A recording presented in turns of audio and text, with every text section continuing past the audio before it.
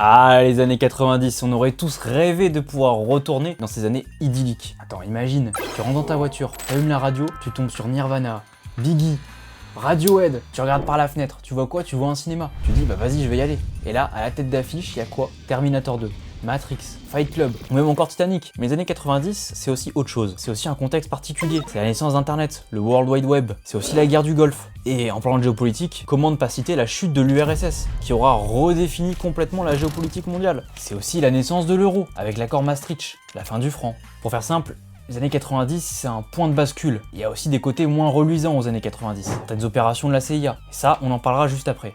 Mais ce qui nous intéresse aujourd'hui, c'est quoi? C'est autre chose. Car c'est dans ce brouhaha d'informations, ce brouhaha pop culturel que se cache une série. Et aujourd'hui, cette série, je vais la réanimer. On va la réanimer ensemble. On va lui redonner ses lettres de noblesse flamboyantes à cette série aujourd'hui. Parce qu'elle a complètement disparu dans les abysses d'Internet. Que dis-je? Les méandres d'Internet. Les méandres de l'audiovisuel. Et cette série, c'est pas n'importe quoi. C'est une série qui a inspiré le Truman Show, qui a inspiré Silent Hill, qui a inspiré John Wick, qui a inspiré même un jeu vidéo comme Metal Gear Solid 5. Elle a eu une énorme influence. Et pourtant, elle a complètement disparu des mémoires. Tout comme son synopsis finalement, qui lui aussi parle de mémoire et de disparition. Comme si elle portait un message dérangeant, cette série. Cette série, c'est l'homme de nulle part. Je suis Faust et j'essaie d'accumuler le plus de savoir possible et de vous en partager un peu par-ci par-là, quand je trouve des petites trouvailles pas piquées des hannetons. Et ça, dans tous les domaines possibles et inimaginables. Philosophie, littérature, cinéma, ça peut aussi passer par la géopolitique, des voyages, des faits de société. Et aujourd'hui, je vous présente ce que j'ai trouvé.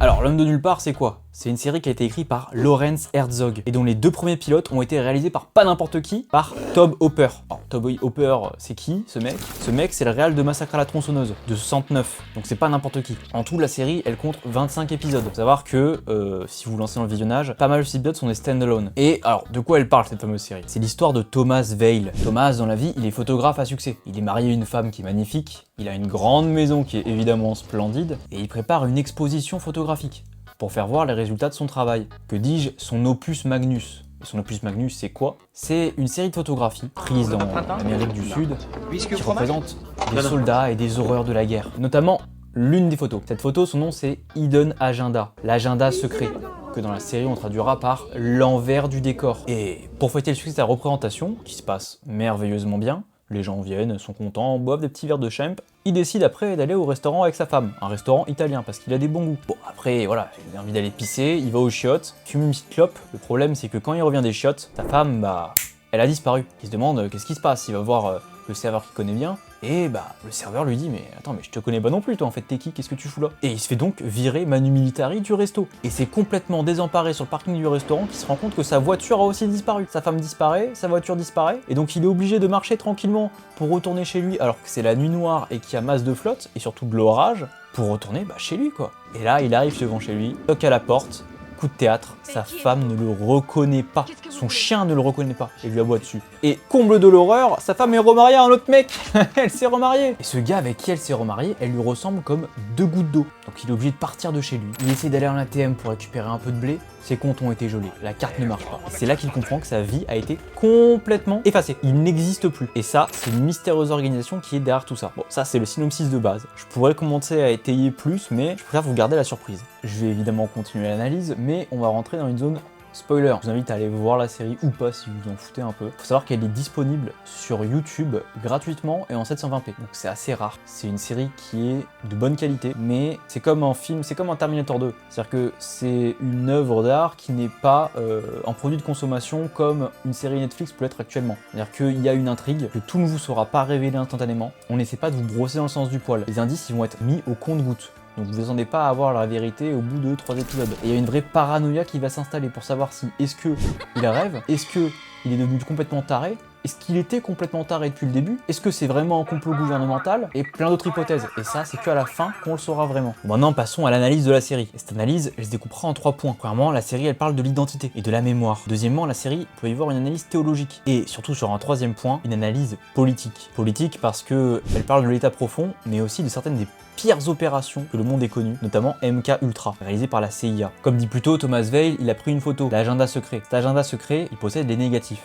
Et effectivement, l'organisation dont je vous ai parlé avant, elle existe. Et elle veut tout faire pour les récupérer, ces négatifs. Pour ceux qui savent pas, les négatifs d'une photographie, c'est les originaux, qui sont pas modifiables. Cette photo, cet agenda secret, c'est quoi? C'est l'image de plusieurs hommes pendus à une corde, qui auraient normalement été photographiés en Amérique du Sud. Philosophiquement, L'Homme de nulle part, ça traite la question de l'identité. Qui on est réellement? Dans toute la série, Thomas, il va avoir une quête existentielle. Et ça, on le voit dès le prologue, où la série, elle pose un scepticisme cartésien, avec le fameux « je m'appelle Thomas Veil », ou du moins, c'est ce que je croyais, me tant qu'en un instant, on lui a tout pris. Comme dans le doute méthodique de Descartes, Thomas ne peut plus se fier aux évidences habituelles. Son nom, son identité sociale, sa femme, sa maison, sa famille, même sa mère ira jusqu'à le renier. Ses comptes bancaires seront bloqués, la société entière l'oublie. Le réel semble même manipulé par une force trompeuse.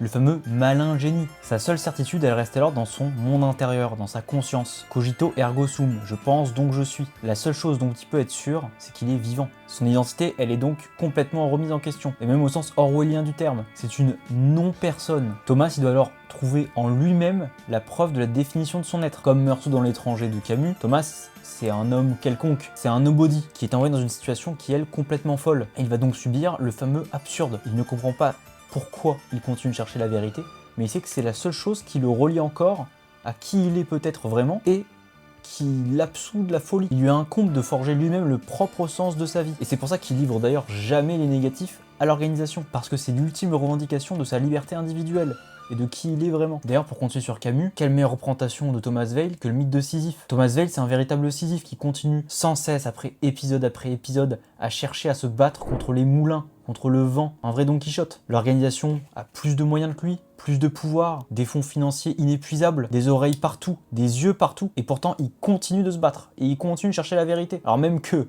chacun des maillons amène un autre maillon. Et je trouve d'ailleurs que c'est même le meilleur épisode de toute cette série, et qui pour moi est celui qui a inspiré le film Truman Show, c'est Spider-Web, pris au piège. Je sais plus si c'est l'épisode 7 ou 8, je vous le mettrai au montage.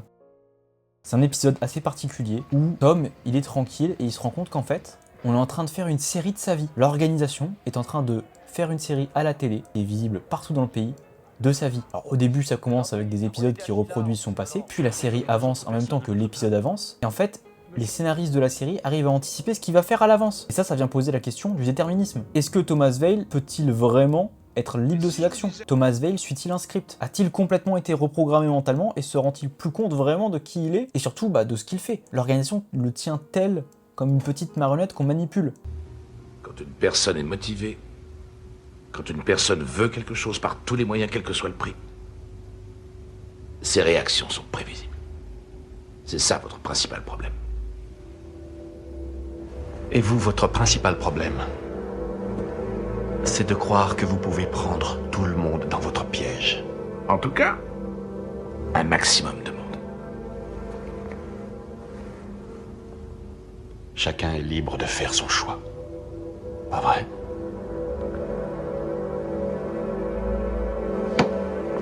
Et pour moi, là où la série est vraiment transcendante, c'est sur la question de la réalité et du post-positivisme. Le réel est-il accessible, oui ou non? Ça, d'ailleurs, j'y viendrai après sur la crise de l'information dans une prochaine vidéo. Il y aura un sujet dédié. L'homme de nulle part, il pousse ces questions à l'extrême. Le twist d'ailleurs final de la série, on se rend compte que Tom Veil, c'est même pas son nom. Toute sa vie antérieure, sa femme et même son passé de photographe n'existe pas.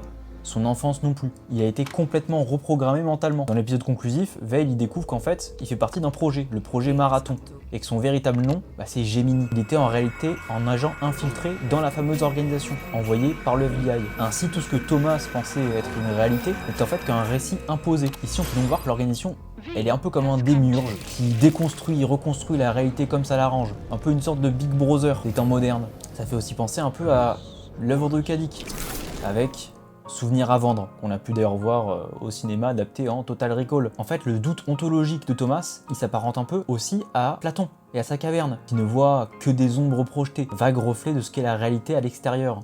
Et d'ailleurs, on y vient à la fameuse citation de Nietzsche, pas de réalité, seulement des interprétations, tant il est facile pour un état de falsifier les informations. Je crois que la citation c'était « qui contrôle le présent, contrôle le passé, qui contrôle le passé, contrôle l'avenir ». C'est une véritable guerre qui se passe sous nos yeux. Actuellement, l'histoire étant remaniée. Selon la série, la vérité dans notre monde moderne, c'est donc un concept qui est fragile, tout le temps en mouvement, inaccessible. Je vous garde la suite sur la crise de l'information pour une prochaine vidéo, mais on peut aussi s'intéresser à l'homme de nulle part, donc d'un point de vue théologique. Cette lecture est possible. Thomas Veil, c'est un peu Adam, qui est projeté hors du paradis. Il avait la vie parfaite, tout ce qu'il lui faut. Chacun de ses besoins était comblé. Et pourtant, il va être chassé de l'Éden, un Éden personnel. Et d'ailleurs, la cause de sa chute, elle est aussi assez symbolique. Tout comme Ève qui a croqué dans la pomme pour avoir la connaissance interdite, Thomas, lui, c'est justement parce qu'il possède cette connaissance interdite. Il a le négatif. Il a pris la photo, l'agenda secret. Et c'est pour cette vérité dérangeante qu'il sera donc chassé. Tel une sorte de Caïn moderne, subissant une errance, allant de ville en ville. Mais pas qu'une errance géographique, une errance aussi spirituelle. Devant, malgré toutes les épreuves qu'il a, conserver sa foi en qui il est, mais aussi une foi dans une vérité qui est perdue. Imaginez, vous êtes à sa place. Il y a une énorme organisation qui est contre vous, étatique, des milliers d'agents. Pensez vraiment que vous aurez une chance ? Et ben lui, il pense que oui. Et il va être prêt à prendre tous les risques. Et à chaque nouvel épisode, c'est une nouvelle épreuve. C'est un nouveau clou dans un long chemin de croix pour Thomas Vale. En somme, Thomas, il apparaît comme un juste persécuté. Comme Jésus, il souffre non pas parce qu'il porte ses propres fautes, mais parce qu'il porte une vérité qui est salvatrice. À ce titre, il peut être vu comme une figure qui est christique. Il porte le fardeau de la vérité, subit l'incompréhension générale et endure une passion qui est prolongée. Et ça, il y a un épisode qui le montre assez bien. L'épisode se nomme Les Portes du Paradis. Dans celui-ci, Thomas, il arrive dans une communauté qui s'appelle New Phoenix. Cette communauté, elle est elle aussi composée de personnes comme lui qui ont été décitoyennisées, effacées. Et il va jouer le rôle d'un véritable libérateur dans cette communauté, voyant que ce village est en réalité une prison dorée, contrôlée par un petit dictateur, véritable leader autoproclamé, qui tient les citoyens en respect. Et au moindre petit mouvement d'écart, par exemple si un citoyen veut se barrer du village, c'est direct prison, voire balle dans la tête. Thomas y soulèvera alors une rébellion et il libérera les détenus. Pendant la fin de l'épisode, elle sera amère, parce que Thomas y sera trahi par une femme qui avait partagé sa couche, étant une sorte de Judas 2.0, droguant son verre et le boutant hors du village. Et ainsi, Thomas reprendra sa longue errance et continuera d'aider des gens de façon complètement désintéressée, de village en village. Et pour moi, il y a un autre élément qui m'est sauté aux yeux, c'est à la fin de l'épisode 1. À la fin de l'épisode 1, Thomas Vale, il est complètement perdu. Et il va se retrouver en plein carrefour. On est dans le désert, il fait chaud, il est loin de la civilisation, et là il y a une voiture qui arrive, avec un présumé membre de l'organisation. Faut savoir que les carrefours à l'époque, et même à travers les contrées et les âges, ça a toujours été un symbole extrêmement maléfique. Le carrefour étant associé au diable. Pourquoi ? Parce que tout comme on est à un carrefour de sa vie, quand on est à un carrefour, il y a plusieurs directions, et souvent peut-être des mauvaises. Et c'est là que le diable vient pour prendre une mauvaise voie. Mais au-delà de ça, la véritable analyse à faire de cette série, elle est politique. La série, elle s'inscrit dans une vague de récits paranoïaques des années 90, avec X-Files ou surtout l'excellente série Le Prisonnier, qui met en scène une méfiance qui est radicale envers le pouvoir. Et l'organisation qui contrôle la vie de Thomas Vale, on n'aura jamais sa véritable identité, ni son nom, ni qui ils sont réellement. Et ça fait écho à l'État profond américain, le Deep State. L'État profond, c'est quoi ? C'est un groupe de personnes, une somme d'intérêts, et ça dans diverses branches du pouvoir, que ce soit des services secrets, des lobbies, des politiciens, des entrepreneurs, mais qui ensemble, de façon coercitive, réunis en un seul groupe, font avancer leurs intérêts. Et ça, au mépris du bien du peuple. Ce Deep State, il est dans toutes les institutions. Les médias, qui contrôlent les médias. Et ça s'applique pas juste à la série. C'est bien évident que le patron de telle ou telle chaîne de télévision, qui est pote avec je ne sais pas quel autre politicien, fonctionne main dans la main. Et exactement comme le ministère de la Vérité de 1984, l'organisation, elle fait disparaître des pans entiers de l'histoire, de la vérité, et de l'information. Dans un des épisodes de la série, Thomas, il sera amené à être contacté par une procureure. Et ça, pour arriver à faire tomber la fameuse organisation. Évidemment, c'est un coup monté, et l'organisation n'hésitera pas à faire diffuser à la télé des fausses images, que Thomas verra, pour l'influencer à aller dans le sens de l'organisation. Et une fois que Thomas Vale est devenu inutile, non pas Gemini, mais Thomas Vale, l'organisation, elle fait quoi ? Elle le tue ou elle le recycle. Et ça peut venir se rapprocher de Hannah Arendt, avec la notion arendtienne de l'être superflu. L'être superflu, c'est quoi ? Quand Hannah Arendt analyse les régimes totalitaires, elle explique que ces régimes essaient de faire de l'individu isolé une chose superflue, corvéable ou éliminable à merci. Et Thomas, il en est l'exemple parfait. L'organisation, elle a dépouillé de toute appartenance, afin de pouvoir en disposer à sa guise comme d'un cobaye. Pour la citer, le sujet idéal du totalitarisme est celui pour qui la distinction entre fait et fiction, vrai et faux, n'existe plus. Le fait de ne plus pouvoir reconnaître quels sont les faits réels et la fiction donne ainsi le pouvoir à l'État de donner sa propre narrative. On pourrait aussi parler de la panoptique, parce que dans la série, il va être constamment observé, épié, et aussi au programme Prism. Prism, c'est quoi ? C'est un programme américain de la CIA, et d'ailleurs, on va venir à MK Ultra juste après en conclusion. C'est donc une alliance entre l'État américain et les GAFAM pour avoir toutes les informations.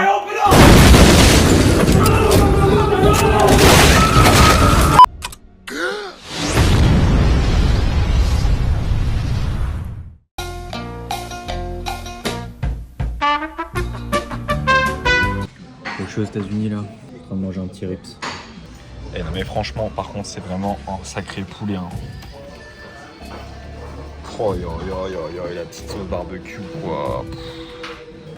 Je suis poursuivi par l'organisation. Je crois qu'ils m'ont retrouvé.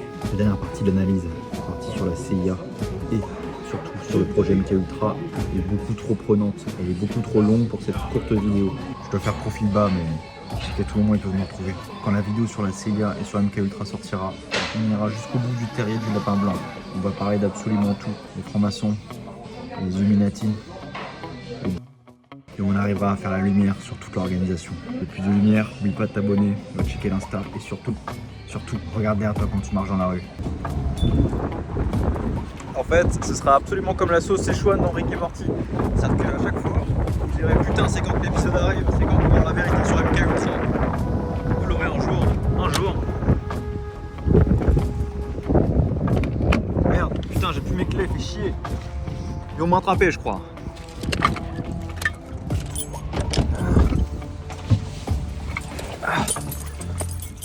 Bon, je sais pas encore si pour la prochaine vidéo, on va en Europe ou on va parler d'un pays d'Afrique. Ça va être assez marrant, je pense.